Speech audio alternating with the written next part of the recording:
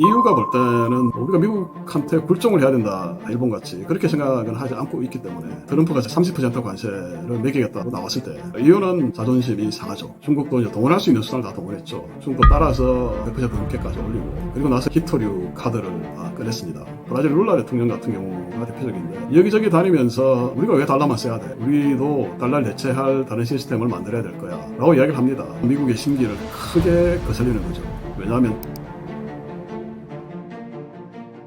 안녕하세요. 저는 미국 퍼먼 대학교에서 경영학을 강의하고 있는 김성재 교수라고 합니다. 1993년도에 대학을 졸업하고 종합금융회사에 취직을 했습니다. 거기에서 외환 딜러로 일을 했고요. 그리고 국제투자업무도 담당을 했습니다. 1997년도에 외환위기가 와서 종금사들이 다 부도가 났죠. 그래서 저는 예금보험공사에 합류를 했습니다. 예금보험공사에서 대략 한 5년 동안 일을 했고요. 그리고 미국 코넬 대학교에 유학을 와서 석사를 하고, 그리고 또 루이지애나 주립대학에서 경영학 박사를 했습니다. 재작년에 연준을 소개하고 그 정책을 설명하는 패드 시그널이라는 책을 출간을 했고요.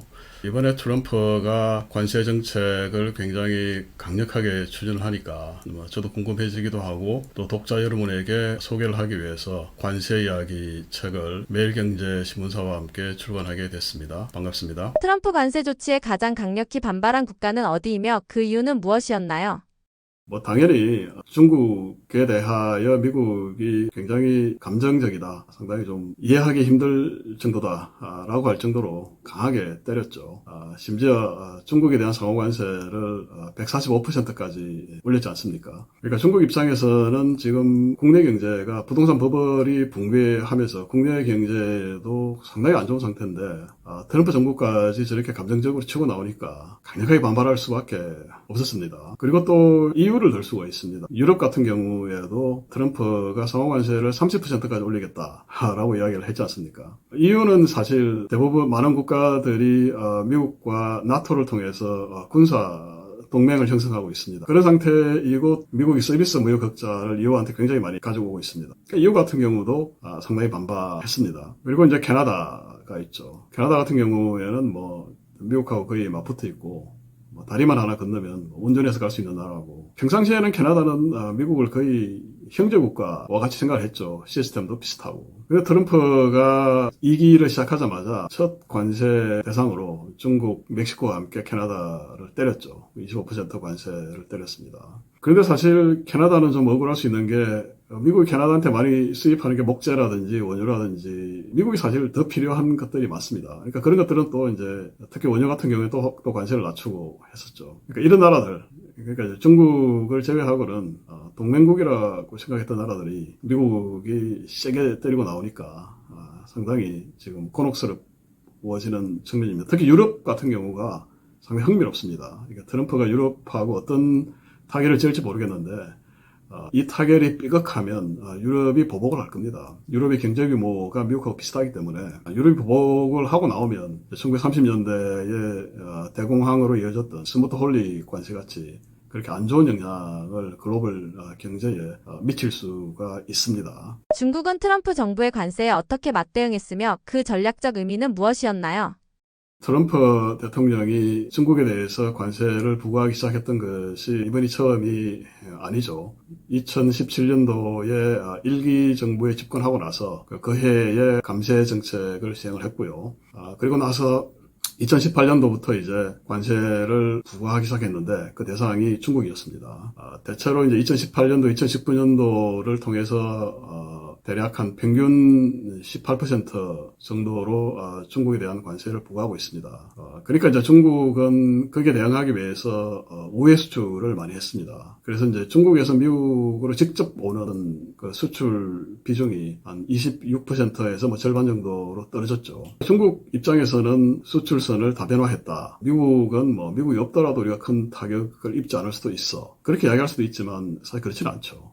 미국이 사주는 것들이 또 고부가 가치 어떤 제품들이 많을 것이기 때문에 그렇지는 않습니다.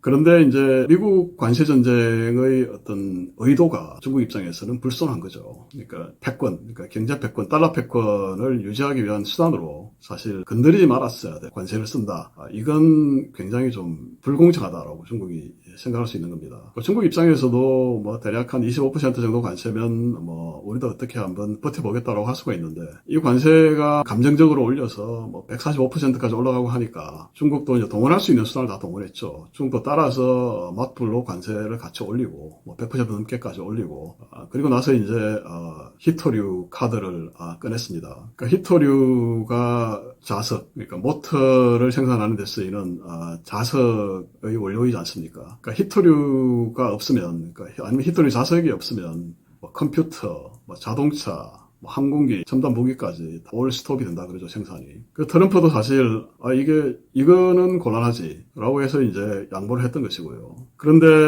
1차 미중 무역 전쟁은 사실 휴전을 했습니다. 2019년도에 합의를 했어요. 페이스 1 어그리먼트라고 하는데 그 합의 내용은 중국이 미국 물건을 뭐 2천억 달러인가 이렇게 많이 사주고 그리고 이제 미국이 불만을 가지는 각종 비관세 장벽을 없애고 뭐 기술 절취, 지적재산권 보호 뭐 이런 문제들로 해결해 주겠다라고 약속을 했는데 사실 중국이 이 약속을 뭐 이행하기 싫어서 안 한 게 아니라 2020년도부터 이제 코로나19 팬데믹이 오면서 중국 여유가 없었죠. 제로 코로나도 하고 전 세계에서 가장 또 코로나 피해가 큰 국가였으니까요. 미국이 볼 때는 중국이 약속을 지키지 않았다라고 볼 수 있는 것이죠. 그리고 이제 무역수 적자가 또 엄청나게 팽창해 버렸죠. 그래서 일단 양국 간의 어떤 관세전쟁, 무역전쟁은 단순히 어떤 경제적 이해관계의 어떤 충돌을 넘어선 향후 경제패권, 외교 안보적 헤게모니 장악을 위한 어떤 그 다툼, 이런 전략적 의미가 있습니다.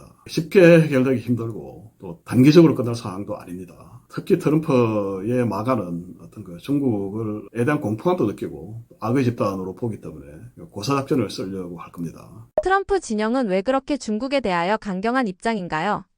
트럼프가 생각하는 적정 관세율이 있을까요?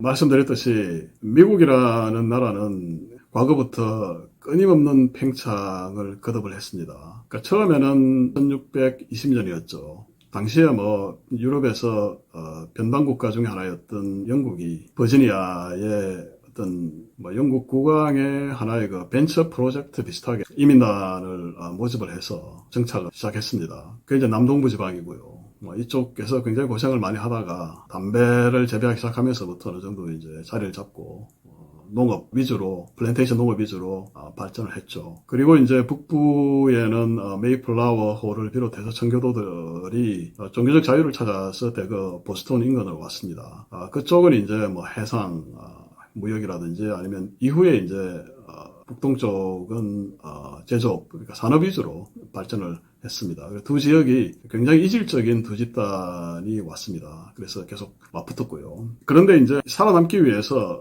결국은 계속 인구가 늘어나니까 땅을 넓혀야 됐고, 그러니까 서부로 확장을 해 나갔죠. 그러는 사이에 이제 원주민들과도 분쟁이 생기고, 원주민들로부터 공격도 당하고, 가족들이 다 불타 죽기도 하고, 그러니까 매적에 대한 어떤 그 굉장한 공포감이 있습니다. 미국은 계속 팽창을 해서 결국 이제 북미 대륙, 캐나다를 제외한 북미 대륙을 차지를 했는데요.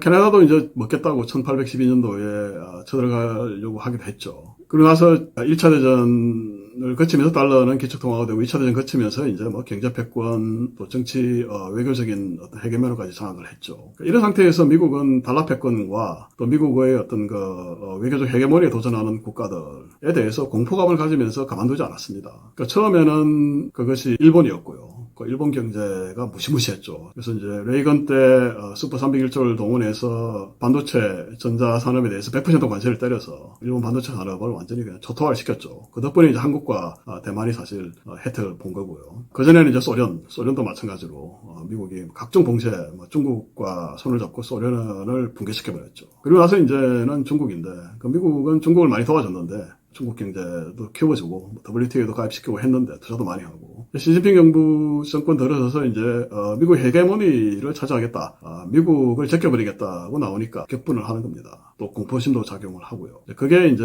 어떤 관세 정책의 기본적인 배경이 됩니다. 유럽연합은 트럼프 관세 조치에 대해 어떤 정치적 외교적 전략을 취했으며 그 효과는 어떠했나요?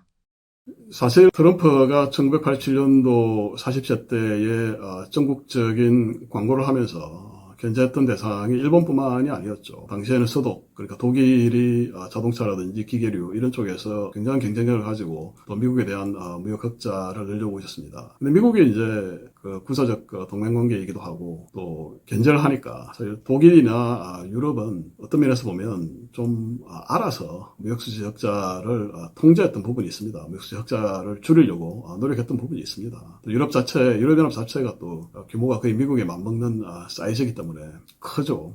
그런데 EU 자체는 기본적인 기업 가버넌스라든지 경제정책, 특히 이제 환경정책이 미국과는 많이 다르죠. 굉장히 좀 진보적인 그런 입장입니다. 그래서 이제 EU의 정책이 어떤 반독점 정책 같은 경우가 미국의 빅테크들이 진출하는데 큰 그림돌이 되고 있죠. 그걸 미국이 사실 굉장히 크게 반감을 가지고 있습니다.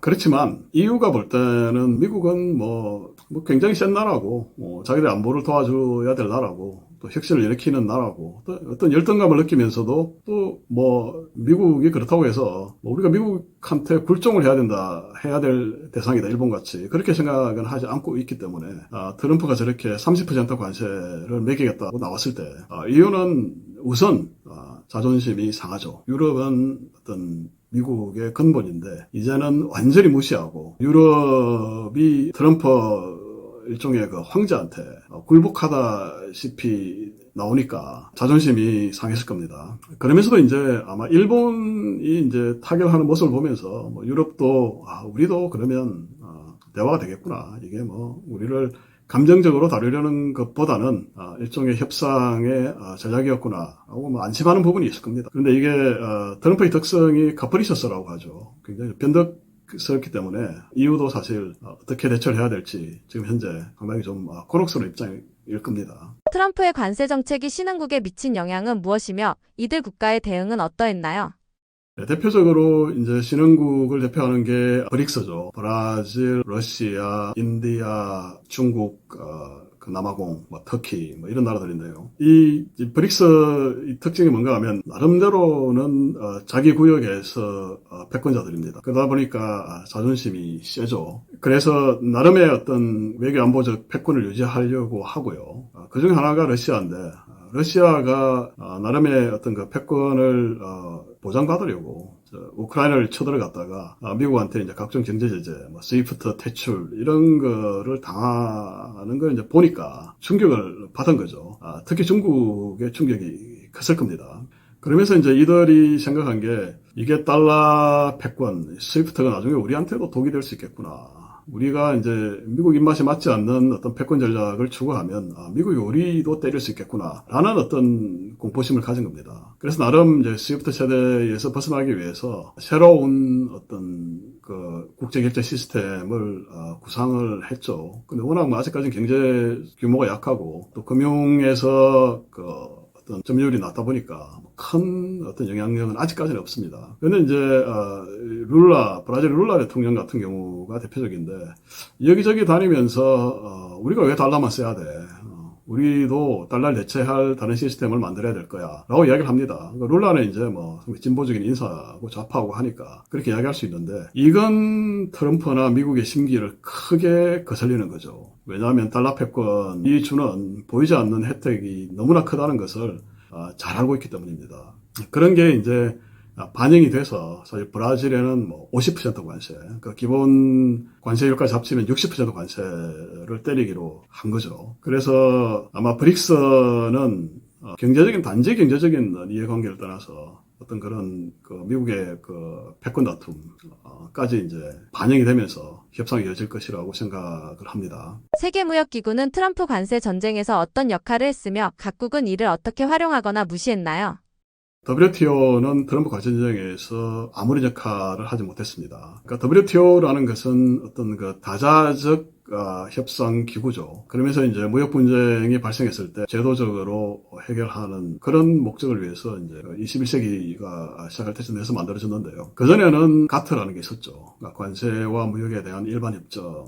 그 이제 WTO 같이 그렇게 이제 뭐 결정을 내리고 재판을 하고 하는 정도는 아니고 서로 이제 합의를 해서 다정한 협상을 통해서 관세율을 떨어뜨리는 게 목적이었습니다. 어쨌든 가트나 WTO나 다 자유무역 주의에 근거를 하고 있죠. 트럼프는 기본적으로 자유무역은 미국을 벗겨먹는 나쁜 시스템이라고 보기 때문에 일단 보호무역주의에 시동을 건 것이고요. 그러니까 이제 쌍무적인, 그러니까 1대1의 쌍무적인 협상을 하는 거지. 우리는 다자간 협상, 다자간 기구 같은 것은 인정을 안 할 거야. 그러니까 국제기구 자체를 트럼프는 좋아하지 않죠. 그래서 이번에 유네스코에서도 탈퇴했다는 이야기가 나오지 않습니까? 트럼프 관세 정책 이후 각국은 어떤 방식으로 미국 의존 탈피 또는 무역 다변화를 시도했나요?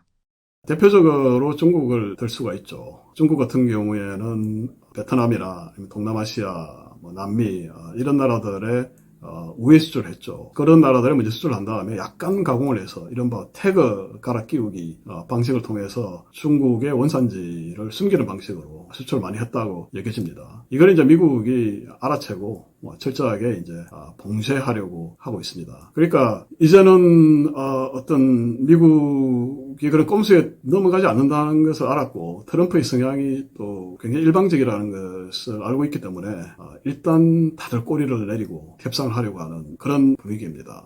일본과 미국이 관세 협상에 합의를 했습니다. 트럼프 대통령이 유독 일본과의 관세 협상에 대하여 당초 입장에서 쉽게 물러나지 않는 입장이 있는데 여기에는 어떤 배경이 있을까요? 사실 일본과 미국과의 그 역사적 관계는 굉장히 오래됐습니다. 그러니까 19세기에 미국 페리 제독이 이른바 흑선을 끌고 와서 일본을 개항을 시켰죠. 그래서 일본하고 미국하고는 사실 관계가 굉장히 좋았습니다. 초기에는. 영국과는 동맹을 맺기도 했고 또 조선을 일본에 팔아먹이다시피 한 나라도 미국이었죠. 그 포츠머스 회담을 통해서 그리고 미국은 이제 필리핀에 대한 어떤 그 이해관계를 인정을 받았습니다. 일본하고 미국이 삐걱거리기 시작한 것은 일본이 중국을 침략하기 시작하면서였죠. 그러면서 당시 일본이 가장 많이 원유를 수입하던 나라가 미국이었는데 미국이 원유 금수 조치를 취하니까 일본이 진주만을 공습을 해서 제2차 세계대전이 벌어졌고 두 나라가 거의 사생결단을 하고 싸웠죠. 아마 미드웨이 해전에서 그 5분간의 기적이라는 게 없었으면 미국이 패할 수도 있었습니다. 그러니까 기본적으로 미국은 일본에 대해서 그 미국의 기성세대, 그러니까 나이가 많은 80대 이상, 트럼프 세대는 굉장한 어떤 나름의 그 심리적인 공포감을 가지고 있습니다. 그러다가 이제 특히 미국이 일본에 대해서 경계심을 갖게 된 것은 1970년대, 80년대 거치면서 일본이 전 세계 전자산업 그리고 제조업을 석권하기 시작하면서였죠. 독일과 함께. 특히 트럼프가 격분을 했는데요. 1987년이었습니다. 레이건 대통령 시절에 트럼프가 그때 40세였는데 자비로 전국지죠. 그러니까 뉴욕타임스, 워싱턴 포스트, 보스턴 글로브에 광고를 싣습니다. 전면 광고를 싣는데 제목이 미국 국민들에게 드리는 공개서한 그렇게 돼 있죠. 그래서 트럼프가 일본이나 사우디나 쿠웨이트나 다 우리가 도와주고 있는 나라들이고 또 무역로라든지 수입선을 보호하고 있는데 그 나라들은 오히려 무역을 통해서 우리를 벗겨먹고 있다. 립오프 하고 있다. 그런 표현을 쓰죠. 그러면서 이제 미국도 그냥 지켜줄 게 아니라 어떤 안보에 대한 대가를 받아야 된다. 그러면서 당시에 뭐 관세라고 분명히 이야기는 안 했지만 어떤 그 무역수단을 통해서 이런 나라들로부터 우리가 받아야 될 것은 받아내야 된다라고 이야기를 했던 것이죠. 그게 이제 트럼프의 오랜 생각입니다. 그러니까 우리가 사업가니까 줄 거 줬으면 우리는 받을 것은 받아야 된다라고 하는 입장이죠. 무역에서도요. 그래서 무역수지 적자를 일종의 사업에서 보면 영업 손실과 비슷하게 그렇게 생각하는 것 같아요. 그런데 이제 2000년도가 지나니까 이제 중국이 일본을 대체했죠. 일본을 대체해서 어떤 세계의 제조업 기지로 제조 공장으로 등장하면서 어마어마한 무역수지 적자를 또 미국에 안기니까 이제는 타겟이 중국으로 바뀐 겁니다. 근데 기본적으로 보면 트럼프 일본에 대한 어떤 거, 일본은 항상 우리한테 무역수지 흑자를 내고 또 벗겨먹는 나라다라는 인식이 강하게 있는 것이죠. 그것이 아마 이번 관세 협상에서도 미국이 물러서지 않고 어떤 강경한 입장을 계속 고수했던 그런 배경인 것 같습니다. 이시바 총리는 트럼프 대통령의 고율 관세 발표에 대해 이전의 일본 총리들과는 달리 매우 강경한 입장을 밝혔었는데요. 그 이유가 무엇인가요? 일본은 미국한테 원자폭탄 2방을 얻어맞고 항복을 했죠. 그리고 뭐 자기들 신과 같이 모시던 당시 히로히토 천황이 메가더 장군 옆에서 굴욕적인 모습으로 항복을 했습니다. 그리고 나서 이제 일본이 완전히 친미 국가로 변하고 또 미국이 뭐 시키는 대로는 다 했죠. 헌법도 바꾸고 군대도 없애고 그러면서 이제 그 자유민주주의 국가, 아시아 자유민주주의를 어떤 대표하는 그런 나라가 됐는데요. 그러니까 미국도 이제 냉전 이후에 미국의 가장 큰 외교적 목표는 소련을 중심으로 한 어떤 그 공산주의의 팽창을 막는 것이었죠. 거기에 이제 천병 역할을 하는 것이 한국이고 일본이었죠. 특히 일본 같은 경우에는 그 태평양을 굉장히 넓게 어떤 대면하고 있습니다. 그 일본이 지나면 바로 미국이죠. 그러니까 이제 어떤 그 소련에 대한 하나의 그 해양의 철책선으로서 일본을 되살릴 필요가 있었던 거죠. 키워줄 필요가 있었던 거죠. 그래서 이제 일본이 물건을 만들면 뭐 웬만하면 사주고 다 받아들여주고 했습니다. 일본도 뭐 그걸 즐겼죠. 미국의 반도체, 전자장비, 자동차, 조선, 철강 이런 걸 수출하면서 세계 제2의 경제 부국으로 성장을 했고요. 그런데 이제 지금 트럼프가 이야기했던 관세, 그러니까 25% 거기다 기본 관세율 10%를 더하면 35%인데 그것까지 양보를 하면 일본이 곤란해지는 거죠. 특히 자동차 같은 경우가 일본의 그 이제 전자도 잃었고 실제 많은 어떤 주요 산업에서 경쟁적인 한국이나 중국한테 밀려서 시장을 뺏겼는데 아직 자동차는 건재하거든요. 자동차를 지켜야 되는데 이것까지 내놓으라 그러니까 곤란했던 것이고 그리고 이제 어떤 그 농촌 지역의 표 자민당의 입장에서는 그게 중요한데 또 미국은 농산물 시장을 개방해라 뭐 이렇게 나오니까 뭐 참여 선거를 치르는 과정에 미국한테 양보하기가 쉽지 않았던 거죠. 그래서 뭐 미국이 이렇게 우리를 계속 무시하는데 계속해서 당하고 참을 수만은 없지 않느냐 뭐 그런 강경 발언까지 했었죠. 물론 뭐 정치적인 쇼입니다. 트럼프 대통령은 미국이 일본산 수입품에 부과하는 상호관세는 15%라고 설명했습니다. 이는 기존에 예고했던 25%에서 10%포인트 낮아진 수준인데요. 이렇게 미국이 양보한 이유가 있을까요?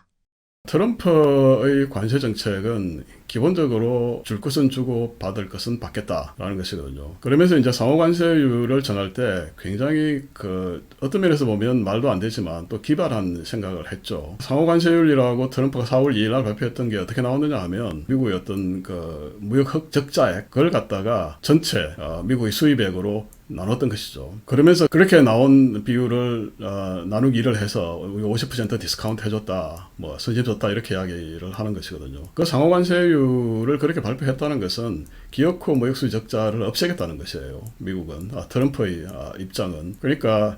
당신들이 열심히 일하고 기술이 좋아서 어떤 미국한테 무역 흑자를 얻고 있다라고 이야기를 하지 않고 불공정 무역 거래, 각종 비관세 어떤 장벽, 또 관세도 니네가 미국한테 하는 게 높아. 뭐 이렇게 이야기하면서 어쨌든 없애라는 것이거든요. 그러니까 일본이 무역 흑자로 미국한테 가져가는 그만큼 미국은 받아야 되겠다라는 겁니다. 기본적으로. 그러니까 이제 관세 협상이 타결이 됐다는 것은 미국과 일본이 모종의 합의를 했는데 그 합의에 미국이 충분히 일본의 무역수지 적자를 보전할 만큼 뭔가를 받아냈다는 것을 암시를 합니다. 그래서 이제 10%를 깎아준 것이죠. 그게 뭐 한 $150 정도 된다고 합니다. 트럼프 대통령은 내 요청에 따라 일본은 미국에 5,500억 달러를 투자할 것이며 이 중 90%의 수익을 미국이 받게 될 것이라고 했는데 어떤 의미가 있을까요?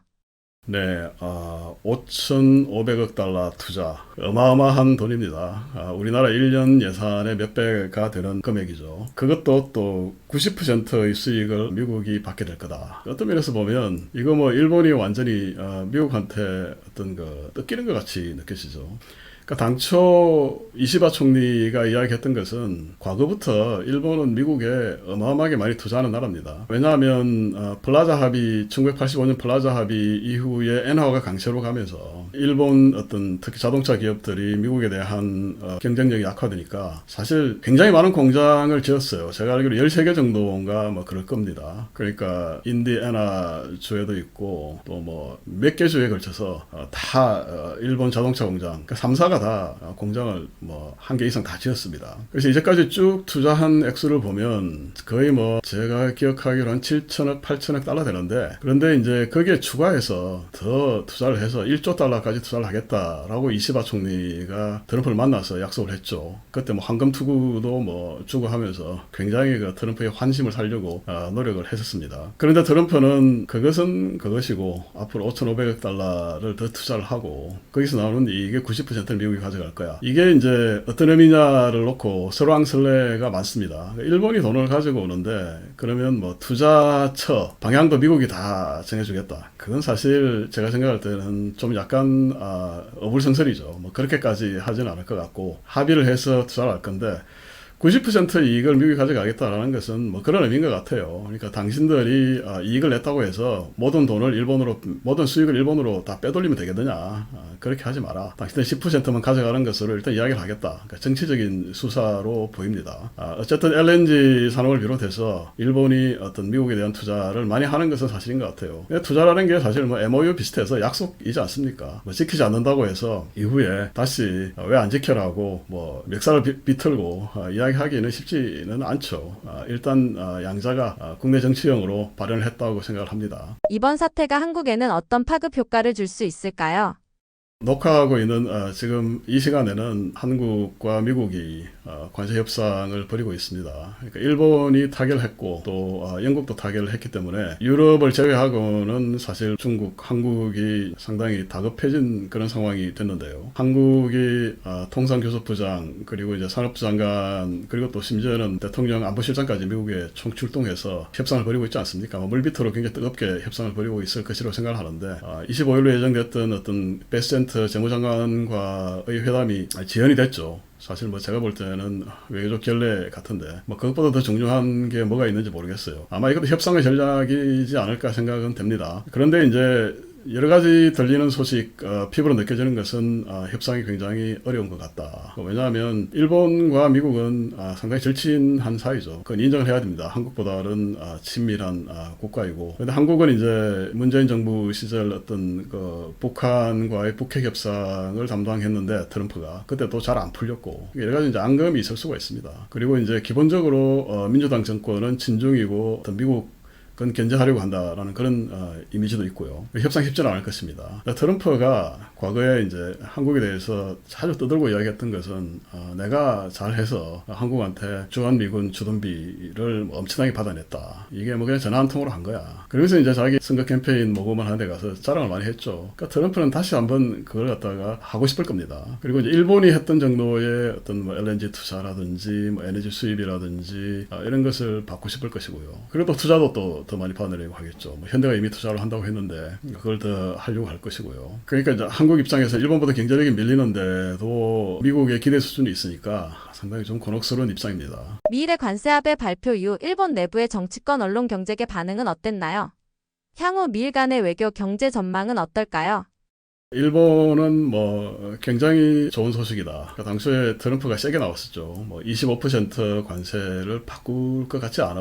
뭐 그렇게 되면 이제 35% 관세가 되는데, 그래서 일본은 사실 걱정을 많이 했었죠. 그런데 이제 뜻밖에도 15%가 나오고 자동차에 대해서도 뭐 과거 25%가 잡혀서 15 관세가 나오니까 뭐 이거 뭐 굉장히 반가운 소식이죠. 그래서 뭐 호혜도 발간을 하고 이시바 총리 같은 경우에는 굉장히 신이 겠죠. 그렇지만 이제 야당이라든지 이런 쪽에서는 이거 너무 퍼주기 아니냐라는 이제 그런 얘기도 나오고요. 아까 말씀드렸던 그 5,500달러 투자 뭐 90% 이익을 가져간다는 등 뭐 하는 그런 이야기들이죠. 그리고 이제 쌀 시장도 양보를 했고요. 물론 그 쌀이 이제 77만 톤을 외국에 사오는 것 중에 뭐 쿼터를 조정해서 미국에 쏘는 거니까 일본이 추가로 더 가져오는 것은 없다라는 것이고, 그리고 이제 자동차 품질 검사 같은 비관세 장벽의 문턱을 낮춘다. 그러니까 거기에 대해서 이제 뭐 이렇게가 잘 필요가 있느냐라는 것인데, 있는데 뭐 그렇게 해도 일본 사람들은 미국 차를 선호하지 않으니까, 큰 차를 선호하지 않으니까 큰 걱정할 것 없다. 뭐 그런 이제 다소 안도하는 그런 분위기가 있는 것 같습니다. 향후 미일 간의 외교 경제 전망은 어떨까요? 미국과 일본 사이에 어떤 그 상당히 좀 관계가 이번 일을 계기로 해서 껄끄러워질 뻔했죠. 그런데 일본은 미국에 있어서 한국보다는 훨씬 중요한 나라입니다. 그러니까 인도태평양 정책에 있어서 어떤 그 근간이 되는 나라죠. 그러다 보니까 미국에게 일본은 단지 어떤 경제적 이익을 다투어야 될 그런 나라에 그치지 않습니다. 그러니까 외교 안보상의 어떤 것을 같이 해 나가야 될 그런 나라죠. 실제로는 뭐 미국 일본은 거의 51번째 주와 같이 생각을 할 겁니다. 그러면서 이번에 뭐 갈등을 봉합을 하고 두 나라가 합의를 했고 뭐 두 나라 어떤 그 지도자들이 협조케 하니까, 그러니까 막 향후에 어떤 일본의 영향력, 그러니까 미국에 대한 일본의 영향력이 더 세질 것 같고요. 이건 이제 우리나라가 사실 경계를 해야 될 일인 것 같습니다. 트럼프 대통령이 영국 등과 관세 협상을 마무리하며 자신감을 얻고 있는데 그 다음 희생양이 한국이 될 가능성은 얼마나 되나요? 지금 영국뿐만 아니라 일본과도 관세 협상이 타결이 돼서 한국도 아마 당초 25% 상호 관세보다는 낮은 아마 15%에서 18% 사이 정도 되지 않겠느냐라는 이야기들이 많이 있습니다. 아까도 말씀드렸지만 일본보다는 한국의 협상이 더 어려울 가능성이 많습니다. 왜냐하면 뭐 일본과 미국과는 훨씬 더 사이가 좋고요. 옛날 아베 수상 시절부터 트럼프는 일본에 대해서 굉장히 좋은 인상을 가지고 있죠. 한국보다는요. 그리고 이제 주한 미군 주둔지 문제, 또 이 구글맵 문제가 있습니다. 그러니까 우리가 해외를 여행을 하면 보통 이제 구글 맵을 가지고 운전을 하고 또 뭐 걸어갈 때 길을 찾고 하지 않습니까? 어느 나라나 다 구글 맵을 쓰는데 한국에서는 제대로 작동을 하지 않죠. 그러니까 제가 아는 지인분들도 한국을 방문했다가 구글 맵이 안 되는 바람에 뭐 굉장히 좀 난처했다, 그런 이야기를 많이 하거든요. 잘 모르겠어요. 저는 이게 네이버나 티맵은 다 되는데 왜 구글 맵은 허용을 안 해야 되는지.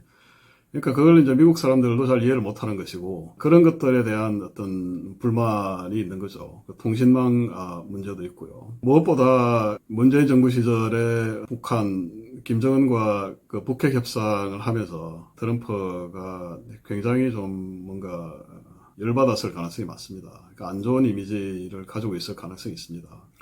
그 한국 정치의 진행 사항들도 상당히 좀 불안하게 보였고요. 그리고 이제 민주당의 진보적인 대통령이 나오니까 뭐 트럼프 입장에서 선호하는 그런 스타일은 아니죠. 국내 이제 한국 분들은 이재명 정부가 염려했던 것보다는 실용적이다, 그리고 민생을 먼저 챙긴다라는 것에 이제 많이 동의를 하는데, 미국 사람들은 한국 국내 사정을 잘 모르고, 그러니까 과거에 어떤 가졌던 그런 인상들로 아직도 재단을 하고 있을 것입니다.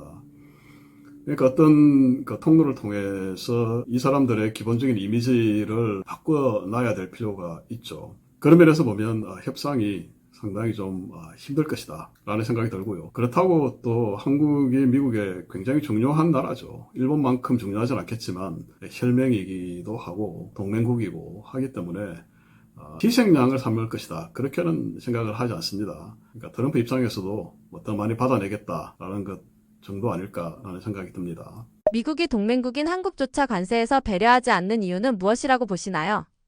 지금 트럼프가 관세 전쟁을 일으키는 것은 동맹이냐 아니냐를 가지고 하는 것이 아니죠. 그러니까 기본적으로 동맹이라고 해서 봐주겠다, 뭐 그런 생각을 가지고 있는 것은 아니고요. 트럼프의 기본적인 생각은 동맹이 더하더라. 동맹이라고 해서 우리가 물건도 사주고 여러 가지를 많이 도와줬더니 여러 가지 불공정 장벽을 쌓고 불공정 무역 관행을 하고 하면서 미국 물건은 못 팔아먹게 하고, 자기들은 또 수출 보조금도 지급하고 또 노동력도 착취를 하고 기술도 훔치고 하면서 미국 시장에 들어와서 물건을 많이 팔고 있더라. 그러니까 이건 동맹이냐 비동맹이냐의 잣대가 아닙니다. 그러니까 경제적으로 미국에 많이 수출을 하는 나라, 그러니까 무역 흑자를 일으키는 나라는 트럼프 입장에서 뭔가 손을 봐줘야 될 대상이 되는 것이죠. 뭐 한국도 당연히 거기 탑 5에 들어가는 국가입니다. 그래서 이것을 동맹인데 왜 그래? 그런 어떤 전략, 시각으로 접근하면은 곤란할 것 같습니다. 그것보다는 우리가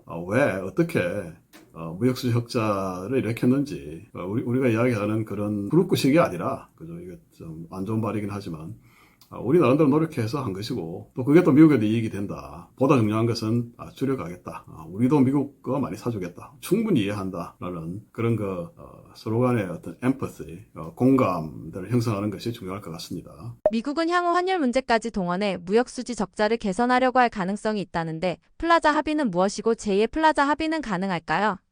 플라자 합의는 1985년도에 당시 대통령이었던 로널드 레이건 대통령이 재무부와 연준을 동원해서 지시를 해서 그 당시에 G5죠. 그러니까 일본, 영국, 서독, 프랑스 이렇게 이제 백악관으로 초청을 해서 달러화 강세가 사실 무역 수지 적자의 큰 요인이었다라고 본 거죠. 실제 이제 그 나라 통화가 강세로 되면 국민들은 소비자들이 이익입니다. 왜냐하면 마치 원화가 강세고 엔화가 약세면 일본에 여행을 갔을 때 싸게 물건을 사지 않습니까? 그러니까 일본 물가가 싸다고 느껴지는 거죠. 그렇지만 이제 수출업자들은 피해를 보죠. 당연히 피해를 봅니다. 왜냐하면 이제 그 나라에서 책정한 어떤 물건 가격이 더 뛰게 되는 거죠. 그러니까 도요타 자동차가 2만 달러다. 환율이 1달러가 100엔이면 그게 1억 엔이 되지만 그게 이제 150엔이 되면 1억 5천만 엔이 되는 것이죠. 그러니까 이제 미국에 들어왔을 때 미국 가격으로는 비싸지는 것이고요. 경쟁력을 잃게 됩니다. 그래서 플라자 합의 이후에 달러화가 굉장히 약세로 갔습니다. 그러니까 달러 지수가 대충 100을 넘어가면 달러 강세고 100 밑으로 내려오면 달러 약세고 이렇게 볼 수도 있는데 그 당시에 아마 제 생각에 90 밑으로까지 갔었던 것 같아요. 그 달러 인덱스라고 하는 달러 지수가. 그리고 달러엔 환율 같은 경우에는 거의 260엔에 있던 것이 거의 반토막이 났죠. 그리고 나서도 계속 엔화가 강세로 가서 제가 외환 딜러를 할 때 거의 80엔이 무너지는 것도 본 것 같아요. 그러니까 지금 어떤 그런 인식들은 트럼프 정부도 가지고 있죠. 그러니까 트럼프 정부의 백악관에 있는 자문관, 그러니까 경제보좌관이죠. 스티븐 마이런 같은 경우에는 그 유명한 자기 논문 있습니다. 국제 무역 시스템을 재구축하기 위한 가이드라인이라는 논문이었죠. 그 논문에서 이제 제2 플라자 협상으로서 마랄라고를 직접 언급을 합니다. 그러니까 계속 달러화가 강세로 가는데 그 이유가 달러가 기축통화이기 때문에 계속 사람들이 무역수지 흑자를 일으키고 있는 중국이나 아시아 국가들이 미국 국채를 사고 그러다 보니까 이제 달러에 대한 수요가 늘어서 달러화가 강세로 가고 그러니까 미국 수출업자들이 경쟁력을 잃고 그 무역수지 적자가 만성화되어 있다. 그러니까 이걸 바꿔야 된다. 근데 불러서 이제 과거에 1987년 같이 그렇게 미국이 헤게모니를 가지고 있는 상태가 아니기 때문에 말을 잘 안 들을 거거든요. 말을 안 들을 거니까 우리가 관세를 협상 수단으로 써야 된다. 채찍을 써야 된다라는 것이죠. 그래서 당근은 그럼 뭐냐? 당근도 줘야 되는데 당근은 안보 우선이다. 우리가 안보를 지켜주겠다라고 하는 거다라는 것이죠. 우리 정부는 무리한 타결은 피해야 한다는 입장을 견지하고 있는데 이런 태도가 미국 측에 어떻게 비춰질 수 있을까요? 네. 당연히 협상이라는 것이 일방적인 어떤 그 양보, 그건 있을 수가 없죠. 우리 입장에서도 당연히 우리가 주장할 것은 주장하고 받아낼 것은 받아내야 됩니다. 그런데 이제 미국이 지금 바쁘지 않습니까? 미국 USTR, 그러니까 대외 무역부죠. 제이미 그리어 같은 분이나 아니면 통상장관, 재무장관 다 무역 협상을 한다고 바쁠 건데 자기들도 어느 정도의 느낌이 있겠죠. 이 나라는 정말 미국을 좋아하고 미국에 대해서 협조적이야라는 것하고 이 나라 왜 이렇게 뻣뻣해. 그러니까 이게 힘든 게 그냥 우리 1대1로 과거 FTA 같이 협상하는 입장이면 시간을 두고 또 여러 가지 또 설득도 하면서 할 건데 지금 상대방이 너무 바쁩니다. 또 여러 나라와 같이 협상을 합니다. 그 중에서도 이제 자기들이 좀 만만하다고 생각하는 진하다고 생각하는 영국이나 일본, 베트남 이런 나라들하고 먼저 했으니까 그러니까 한국이 되게 세게 나가면 얘들 왜 이렇게 뻣뻣하지? 좀 손 좀 봐줘야 되겠는데 이런 느낌을 줄 수가 있습니다. 그래서 우리가 줄 것은 주고 받을 것은 받되 뭔가 협상을 할 때 상대방의 입장 그러니까 그런 거 있죠. 공감대. 그러니까 이 사람은 나를 잘 이해하고 해주는 것 같아 라는 거. 그게 이제 어떤 면에서 보면 태도에서 나타납니다. 제가 이제 학생들을 가르치다 보니까 학생들한테 맨날 하는 이야기 있는데 인터뷰를 하든 뭐든 간에 컨텐츠보다는 태도가 중요하다. 그러니까 태도의 핵심은 또 눈빛이야. 그러니까 눈빛만 보면, 그렇죠. 상대방이 안 깔아 뭐 이런 이야기 하죠, 요즘 애들. 그러니까 상대방이 나를 이렇게 얼마나 좋게 보는지, 아니면 경계하는지, 무시하는지를 알 수 있죠. 그러니까 되게 좀 우리 협상단도 좀 여유를 가지고 아침에 좀 이게 명상도 하고, 미국 사람들 유머 좋아하죠. 유머 좋아하고 하는 게, 소심합니다, 미국 사람들 알고 보면. 그러니까 그런 아이스 브레이킹 하기 위해서 하는 건데, 물론 이제 뭐 영어는 꼭 뭐 네이티브가 쳐야 된다라는 건 아니지만, 좀 격이 없이 이렇게 스몰 토크도 해가면서 그러면서 이제 분위기를 풀어가고 그럴 필요가 있을 것 같습니다. 미국 측은 한국에 최소 15에서 18% 관세를 요구하고 있는 것으로 알려졌는데 이를 더 낮출 여지는 없을까요? 네, 제가 관세 이야기 책에서도 썼지만 우리나라는 당장 이게 뭐 관세율이 뭐 5%, 뭐 10% 높아진다고 해서 나라가 망하지는 않습니다. 단지 이제 기업의 실적이 안 좋아지겠죠. 이미 이제 현대자동차 같은 경우가 실적이 안 좋다고 나왔는데요. 단기적으로 굉장히 좀 흥분하거나 아니면 실망하거나 하기보다는 중장기 계획을 이룰수록 잘 짜야 된다고 생각합니다.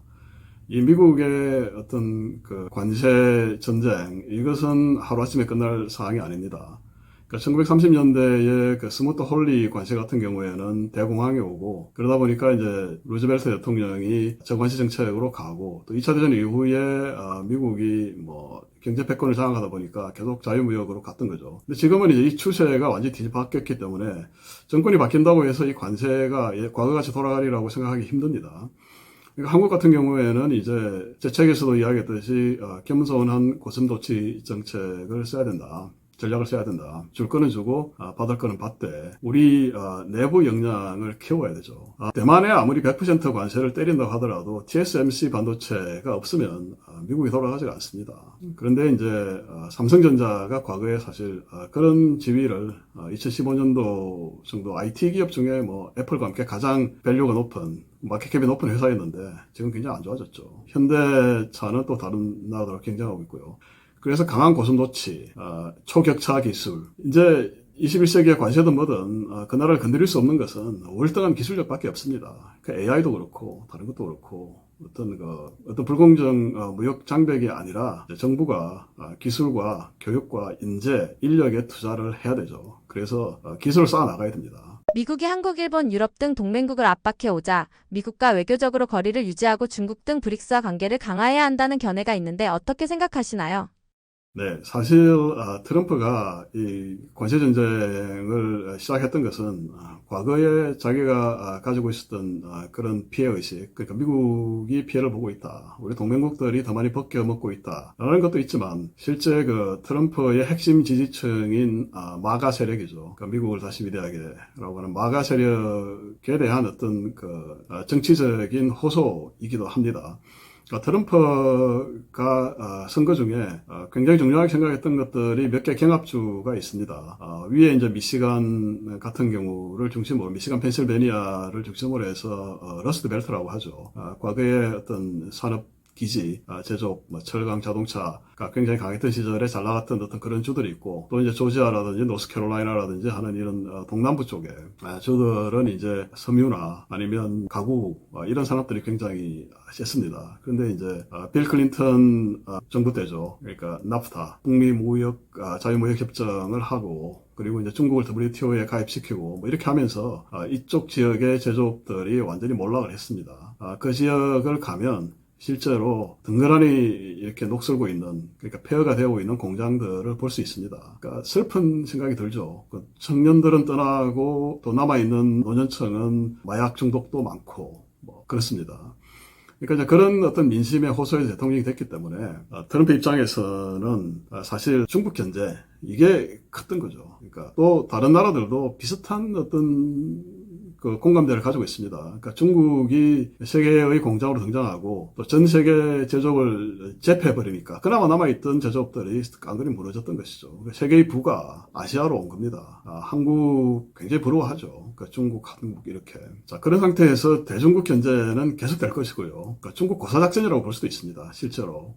그러면 이제 중국이 미국을 대체할 수 있느냐? 과거 미국이 영국을 대체했듯이 중국이 미국을 대체할 것이냐. 그럴 수도 있죠. 저는 사실 제 책에서 이야기했듯이 좀 비관적으로 봅니다. 왜냐하면 중국이 앞서는 것은 제조업인데 다른 모든 시스템, 서비스업 이런 쪽에서 미국을 따라가기 힘듭니다. 그래서 우리 입장에서는 신중하게 중국에도 마찬가지로 주권을 주고 받을 것은 받아야 되겠지만 기본적으로 어떤 미국을 버리고 중국을 택한다. 브릭스로 간다. 그런 것은 굉장히 위험한 정책이다. 그러니까 기본 노선은 미국을 중심으로 한 어떤 동맹관계, 가치 위주의 외교를 하면서 그러면서도 중국과도 신뢰를 챙기는 그런 정책 기조를 유지해야 될 것이라고 생각을 합니다. 미국이 관세 부과의 영향을 줄이려고 스테이블 코인을 도입한다는 견해도 있는데 우리도 워낙 스테이블 코인을 도입해야 하나요?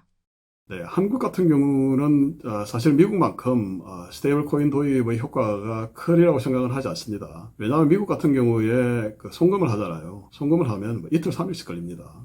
한국은 우리가 이제 전자이체 하면 바로 가지 않습니까? 그리고 이제 또 신용카드도 활발하게 사용을 하죠. 그러니까 스테이블 코인을 도입하는 어떤 경제적 이유는 크지 않을 건데, 그렇지만 저는 스테이블 코인을 도입해야 된다고 생각을 합니다. 왜냐하면 스테이블 코인은 사실 가상화폐 세계와 또 실물 금융을 연결하는 어떤 가교 역할을 하죠. 가상화폐 세계에서 이제 실물 자산의 토큰화 같은 게 이루어지면서 이쪽에 금융혁명이 일어날 건데, 그것을 이해하고 대비하기 위해서도 스테이블 코인은 꼭 필요하리라고 생각을 합니다. 높은 관세가 대공황을 불러왔다는 의견이 있는데 1930년대 이후 미국의 관세 정책은 어떻게 변해왔나요? 1929년도에 뉴욕 증시가 폭락을 했습니다. 그러면서 이제 대공황이 시작이 됐죠. 그런데 미국 공화당 정부 같은 경우에는 역대 경제 위기가 왔을 때마다 관세를 올리려는 그런 경향이 있었습니다. 그걸 이제 당시 후보 대통령도 답습을 했었죠. 근데 이때는 좀 유럽의 다른 나라들이 보복 관세를 부과하고 나왔습니다. 이제 3년 이후에 스무트 홀리 관세죠. 59%까지 올리는 그 관세 부과로 인해서 미국의 수출도 그렇고 세계 무역 규모가 3년 만에 3분의 1 수준으로 떨어졌습니다. 대공황이 그로 인해서 전 세계로 퍼져 나갔습니다. 그리고 1932년도에 이제 대통령 선거를 해서 프랭클린 D 루즈벨트가 당선이 되죠. FDR이라고 하는 미국의 어떤 굉장히 위대한 대통령이죠. FDR은 이제 관세를 대폭 낮춥니다. 미국 역사를 보면 북동부 산업지대에 기반을 두었던 공화당은 계속 관세를 올리려고 하고, 남동부 지역, 그러니까 농업 지역에 기반을 두었던 민주당은 계속 관세를 내리려고 했습니다. 그 두 개가 이제 합의를 못 봐서 충돌을 일으켜서 터졌던 게 남북전쟁이고요. 그 이후에도 역사가 계속 그런 갈등이 지속이 됩니다. 근데 제2차 세계대전을 지나면서 유럽의 산업 기반들이 대폭 무너져 내렸죠. 일본도 마찬가지고요. 그러니까 미국이 이제 경제 패권 헤게모니까지 장악을 했습니다. 그런데 이게 생산 경쟁력이 가장 강한 나라는 자유무역을 하는 게 유리하죠. 경쟁력이 약한 나라는 보호무역을 통해서 어떤 자국의 산업을 보호할 필요가 있는 것이고요. 그러니까 과거 영국도 빅토리아 시대, 그러니까 19세기에 어떤 경쟁력이 가장 강하니까 리카도의 비교 이론을 통해서 자유무역을 선파를 했던 거죠. 그러니까 2차 대전 이후에 미국도 마찬가지였습니다. 그러니까 미국의 경쟁력이 굉장히 강했죠. 세계 수출 시장의 30% 점유하고, 미국 자동차 같은 경우는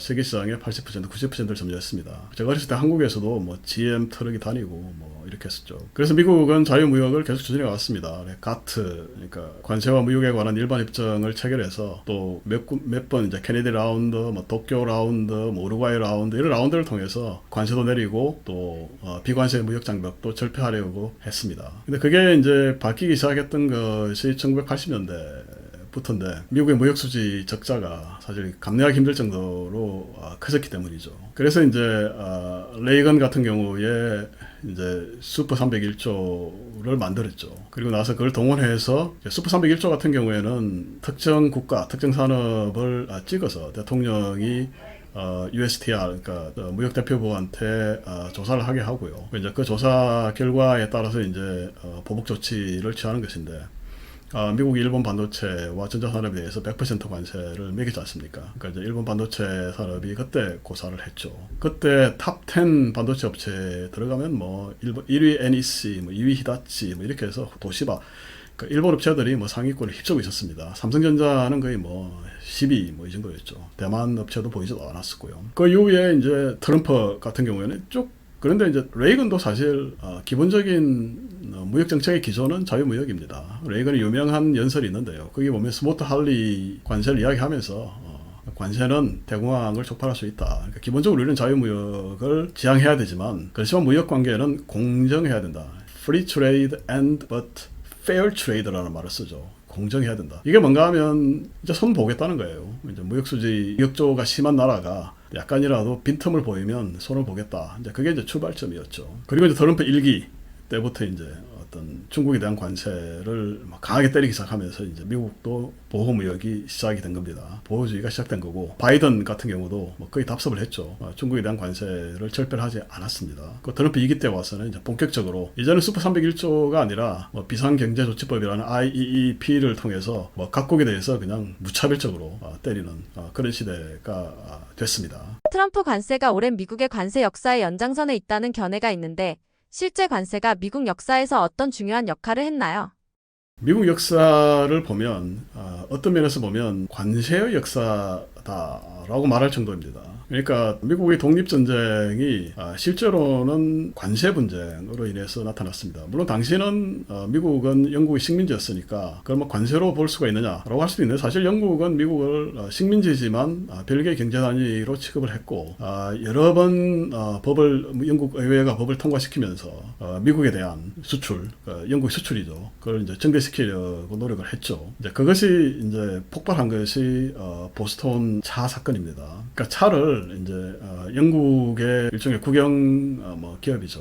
국영 기업이 탈을 쓴 동인도 회사가 마음껏 팔 수 있게 대신에 이제 다른 회사들은 팔기 힘들게 그렇게 만들었죠. 그래서 폭발을 했죠. 그러면서 이제 그 외에도 다른 어떤 종이 인쇄를 할 때 종이를 만들면 스탬프를 찍어서 그 스탬프 있는 것만 인쇄를 할 수 있는데 거기에 대해서도 세금을 붙였죠. 그리고 미국이 반발하니까 이제 영국이 좀 그걸 이해를 해줬으면 되는데 또 강하게 탄압을 하고 그러면서 이제 미국 독립전쟁이 불을 붙었습니다. 그리고 미국은 크게 이민자가 두 부류로 나누는데 동북부, 보스턴 중심을 한 동북부 지역과 남부 지역이 있는데 이제 북부는 산업지대, 그러니까 이제 관세를 올리려고 하고 남부는 이제 농산물을 만들어서 영국에 수출하니까 면화 같은 걸, 그러니까 이제 자유무역을 선호하죠. 그래서 그 두 가지가 사실 계속 부딪힙니다. 영국 역사상 그게 결정적으로 크게 터진 게 사실 남북전쟁이죠. 링컨 때 그러니까 나라가 이제 절단이 됐다가 두 나라로 나뉘었다가 이제 60만 명이 죽는 내전을 치르고 나서야 이제 봉합이 되죠. 그리고 나서도 계속 자유무역과 보호무역을 왔다 갔다 합니다. 또 탈이 난 게 이제 1929년 공화당 집권할 때 어떤 스무트 홀리 관세였습니다. 그러니까 미국 역사는 관세를 빼고는 이야기할 수 없을 정도로 관세 밀접한 관계를 가지고 있다. 그러니까 트럼프는 그런데 아마 역사 덕후인 것 같아요. 트럼프가 경제 공부를 많이 한 건 아닌 것 같은데 그러다 보니까 이제 또 관세를 써서 과거의 영광을 되찾겠다. 그런 생각을 하고 있는 것 같습니다. 미국이 세계 패권을 유지하기 위하여 관세를 협상 수단으로 사용하고 있다는 견해가 있는데 향후 전망은 어떨까요?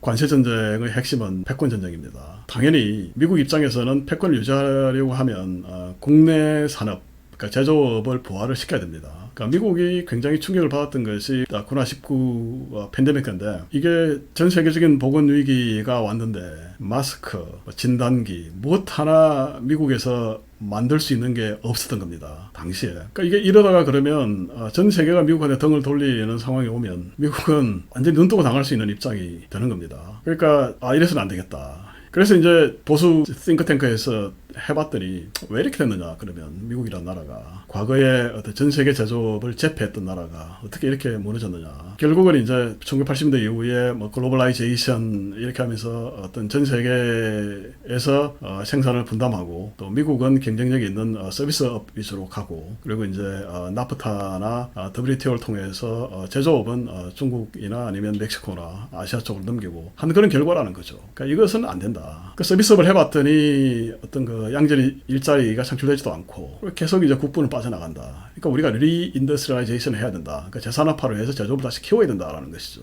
그러기 위해서는 과거 19세기 했듯이 관세를 때려서 우리가 미국 산업을 육성을 해야 된다라는 겁니다. 그리고 또 두 번째로는 헤게모니에 도전하는 전 세계, 그러면 이제 중국 같은 경우는 어떤가? 중국은 제조업을 재패를 했죠. 지금 현재 이제는 기술력까지 갖춰서 제조업의 막강 대국으로 등장하고 있는데, 중국이 어떤 그 미국의 우호적인 어떤 그런 스탠스를 유지하면 되는데, 공산주의의 색채를 강화하면서, 전제주의 색채를 강화하면서 미국의 헤게모니에 도전한단 말이죠. 그러니까 미국 입장에서는 이걸 가만둘 수가 없죠. 그러니까 관세를 통해서 중국을 고사시키고 중국을 무력화시키고 또 미국의 산업 기반을 확충해서 미국의 힘을 키우겠다. 패권 전쟁입니다. 미국이 전 세계에 관세를 매기면서 경제가 불안해졌는데 미국 경제에 대하여는 어떤 영향이 있을까요? 관세를 부과를 하면 당연히 물가가 오르게 돼 있습니다. 관세하고 관계되는 경제 주체는 네 가지가 있죠. 일단 수출업자가 있고요. 그리고 소입업자, 그리고 소비자, 그리고 정부가 있습니다. 수출업자가 예를 들어서 $100에 물건을 팔면 수입업자가 $100를 수입하면서 거기에 만약에 관세율이 25%라면 $25 관세를 덧붙여서 수입을 하게 되죠. 그리고 그 $25는 정부로 가게 됩니다. 정부 수입이 되는 거죠. 그럼 소비자는 이제 $125를 내야 되는 상황이 되는 겁니다. 그러니까 이렇게 되면 원래 이제 $100 하던 물건값이 $125로 오르니까 물가도 25%가 오르게 됩니다. 물론 여기서 이제 수출업자가 그러면 물건이 안 팔리겠죠. 그러니까 물건을 팔기 위해서 물건값을 깎을 수가 있습니다. 그러니까 이제 물건값을 뭐 깎고 해서 $75까지 뭐 낮추면, 그러면 이제 물건값이 $100 인근이 되겠죠. 그러면 수출업자가 부담을 떠안게 됩니다. 수출업자의 매출이 줄어들게 되겠죠. 비용은 그대로인데, 그러니까 이익도 줄어들게 되겠죠. 그것보다 수출업자가 더 낮추면 오히려 물가가 떨어질 수도 있습니다. 그렇지만 어떤 부담은 수출업자도 부담하겠지만 소비자도 부담을 하게 되죠. 그러니까 물가가 오를 가능성이 많고, 또 물가가 오르면 미국 중앙은행 연방준비제도 연준 같은 경우에는 금리를 올릴 수밖에 없습니다. 연준의 첫 번째 책무가 물가를 잡는 거니까요. 이제 주식시장이나 코인시장이 박살이 나겠죠. 그러면 이제 미국 사람들 주식, 코인 투자 많이 하는데, 그러니까 가계소득이 줄어들고, 그러면 또 소비가 줄어들고, 그리고 또 기업의 매출이 또 줄어듭니다. 그래서 결국 관세는 시차를 두고 물가도 올리고 경기는 나빠지는 스태그플레이션으로 갈 가능성이 많습니다. 문제는 경제 복원적입니다. 그렇다고 단선적으로 일방적으로 이렇게 결론 내리시면 안 됩니다. 생산성도 발달하고 있기 때문에 경제가 어느 정도 이걸 흡수할 수 있느냐, 그 복원력에 따라서는 또 물가가 장시간 이렇게 오르지 않고 어느 정도로, 아니면 뭐 올라도 천천히 오른다든지 그렇게 갈 수도 있습니다. 트럼프 대통령의 관세 정책이 미국 서민들한테는 부담만 주고 있다는 얘기도 있어요. 어떻게 생각하세요? 네, 이 이야기를 사실 대통령 선거 기간에 카말라 해리스 후보가 이야기를 했었죠. 관세는 내셔널 세일즈 텍스다. 그러니까 미국 같은 경우에는 물건을 살 때 그때 판매세를 소비자가 냅니다. 이제 그 수입은 주정부한테 가는데요. 6%, 10%, 주에 따라 다릅니다. 근데 관세를 때리면 이게 연방정부가 관세를 거두면서 물건값이 올라가게 되니까 전국적인 판매세와 같습니다. 그러니까 당연히 이제 소비자들한테는 부담이 가죠. 물건값이 올라가게 됩니다. 그리고 관세 부담을 느껴서 미국에 대한 수출을 줄일 수도 있고 포기할 수도 있습니다. 그러니까 소비자가 선택할 폭이 줄어들죠. 그러니까 당연히 소비자 입장에서는 관세는 반갑지가 않습니다. 그리고 이제 인플레이션도 오고요. 아까 말씀드렸듯이 금융시장도 붕괴될 가능성이 높아지는 거죠. 관세가 미국 중앙은행인 연준의 금리 정책에도 영향을 준다고 하는데 향후 연준의 정책 전망은 어떨까요? 재작년부터죠. 재작년 말부터 연준이 금리를 굉장히 공격적으로 내릴 것이다 라는 기대감이 금융시장에 파다했습니다. 그래서 아마 작년 상반기에 6번 내릴 것이다 라고 했던 게 3번으로 줄고, 그리고 두 번이 되고 이렇게 됐는데요. 그러니까 지금도 보면 올 가을에 연준이 금리를 많이 내리지 않겠느냐, 그런 어떤 기대감이 있습니다. 그런데 이걸 아셔야 될 게, 중앙은행은 어떤 나라의 물가 정책의 가이드라인이 있습니다. 인플레이션 물가에 대한 목표 물가가 있다는 거죠. 인플레이션 타겟이라고 하는데 2%입니다. 그것보다 높으면 어쨌든 연준은 물가가 불만족스럽다고 생각을 합니다. 그래서 그것보다 훨씬 높아서 2.5%보다 높은 경우에 3%를 넘어가면 연준은 금리를 올릴 가능성이 오히려 많습니다. 2% 안팎이나 2%보다 낮으면 이제 금리를 내릴 수가 있습니다. 그래서 연준이 금리를 내릴 것이냐, 저는 쉽지 않다고 봅니다. 왜냐하면 관세를 올린 그 효과가 점진적으로 나타날 것이기 때문에 물가가 상방 압력을 받을 가능성이 많습니다. 연준은 그럼 언제 금리를 내리느냐? 미국 경기가 안 좋아지면 금리를 내립니다. 근데 미국 경기는 지금 좋은 상태죠. 어떻게 안 좋아질 수 있느냐. 아까 말씀드렸듯이 관세로 인해서 물가가 오르고 연준이 금리를 올리고 1997년도 연준이 예상을 깨고 금리를 올리는 바람에 우리나라가 외환위기가 왔습니다. 그래서 금융시장이 충격을 받고 그러면 경기 침체가 올 수 있습니다. 그때는 연준이 금리를 내릴 겁니다. 멕시코에서 수입하던 토마토에 관세가 붙어서 가격이 오르고 피자값도 덩달아 오르고 있다는데 이런 식으로 관세가 물가에 영향을 주는 건가요? 네, 그렇습니다. 그러니까 이제 미국 국내에서 생산할 수 없는 것들은 다 해외에서 수입을 해서 써야 되죠. 뭐 대표적으로 멕시코의 토마토, 아보카도, 그 다음에 브라질의 커피도 요즘 이야기를 많이 합니다. 이런 농산품에 관세를 붙이면 당연히 가격이 오를 수밖에 없습니다. 그 농산품 자체가 그렇게 많은 마진을 평소에 붙이면서 생산하는 것도 아니고 또 그리고 생산성이 급격하게 향상이 돼서 또 생산비를 줄일 수 있는 것도 아니기 때문에 그러면 이제 소비자 물가가 오를 것인데 트럼프가 대선에서 이겼던 요인 중에 하나가 소비자 물가가 너무 높아서 그 장바구니 물가가 높아서였기 때문에 바이든 잘못해서 그렇다라고 얘기를 했는데 이제 그게 더 악화되는 거죠. 그러니까 트럼프 입장에서는 굉장히 곤혹스러운 입장일 겁니다. 이렇게 관세는 사실 어떤 하나의 국가가 세금을 올린다라는 그런 차원의 문제가 아닙니다. 관세는 아까 말씀드렸듯이 수출업자, 또 수입업자, 소비자, 정부 정책 모두에 영향을 줍니다. 그리고 관세는 또 물가와도 연관이 있습니다. 또 물가가 오르면 또 경기가 나빠집니다. 그러면 또 금융시장에 영향을 받죠. 그러니까 관세 하나가 사실은 블랙스완 같은 효과를 내서 전체 경제 시스템을 헛떨어뜨리고 또 금융시장에도 큰 악영향을 줄 수 있습니다. 그래서 어떤 관세의 역사, 또 역사적으로 어떤 일이 났는지, 향후에 어떻게 전망이 되는지에 대해서 공부할 필요가 있습니다. 그리고 저희 책 관세 이야기가 그런 어떤 궁금증을 해소하는데 아마 어느 정도 도움이 될 것이라고 생각을 합니다. 감사합니다.